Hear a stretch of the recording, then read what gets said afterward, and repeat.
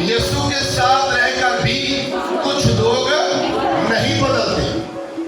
تو آج بھی کلیسیا بہت سارے لوگ ایسے ہیں جو یسوع کے ساتھ بھی ہیں, جو چرچ کے ساتھ بھی ہیں, جو خادم کے ساتھ بھی ہیں, لیکن وہ بدلتے نظر آپ کو نہیں آتے, بدلتے نہیں. اپنی انا اسی جگہ پر رکھیں گے, اپنا جھوٹ وہاں پر ہی, اور ساتھ ساتھ چرچ بھی آتے رہنا ہے. یہودا نے چند پیسوں سے اپنے استاد کو کیا کر دیا؟ بیچ دیا. جب بیچ دیا تو لکھا کہ پھر تھوڑا سا دماغ نے کچھ کام کیا تو وہ پیسہ لے کر واپس جاتا ہے. تو وہ جنہوں نے یسوع کو خرید لیا تھا اس پیسے سے, انہوں نے کہا کہ نہیں بھائی اب سودا ہو چکا ہے. اس نے یہ نہیں سوچا کہ میں واپس جا کر یسوع مسیح سے معافی مانگوں, میں اپنے گناہوں کا اقرار کروں. اس نے اپنی غلطی کو, اپنی خطا کو نہیں مانا.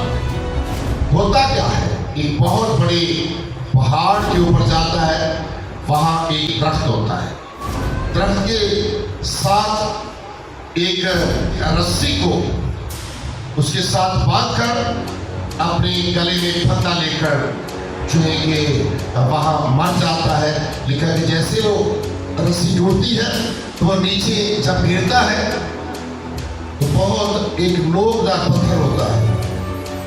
جب اس کے اوپر گرتا ہے تو لکھا کہ اس کی انتڑیاں بھی باہر آ جاتی ہیں. ایسی بری موت سے وہ مرتا ہے. لالچی تھا. کیا اگر یہودا واپس آ کر یسوع سے معافی مانگ لیتا, اپنی غلطی کا اقرار کر لیتا, تو کیا یسوع مسیح نے اس سے معاف نہیں کرنا تھا؟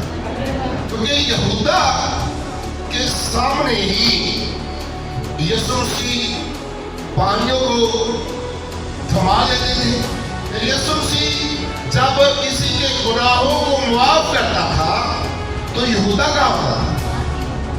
یہودا ساتھ ہی ہوتا تھا.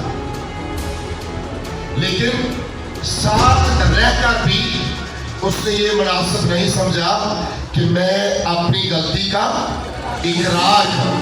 اس نے موت کو پسند کر لیا,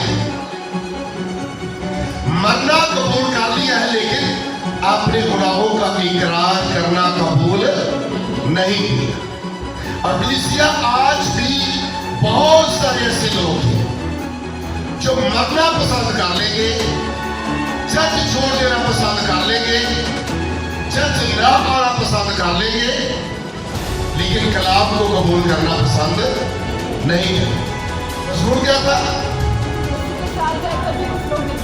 یسوع کے ساتھ رہ کر بھی کچھ لوگ نہیں بدلتے.